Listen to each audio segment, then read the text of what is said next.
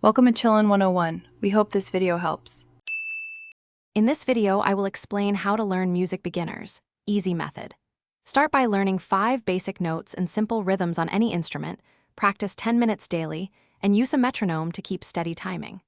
Break songs into tiny sections, repeat slowly, and only speed up when accuracy is consistent. Keep sessions focused, celebrate small wins, and set a clear, realistic goal for each practice period to stay motivated and improve steadily. Warm up by clapping rhythms and counting beats allowed to internalize timing, then move to simple notation to connect written notes to sounds.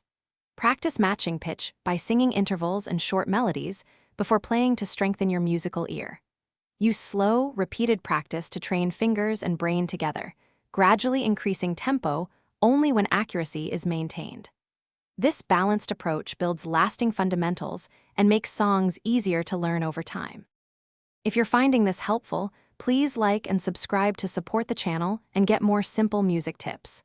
Quick recommendation: bento box make meal prep easy with these leak-proof containers to save time between practice sessions and keep snacks ready.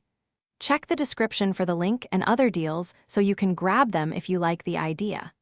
Thanks for watching. Now let's get back to the video.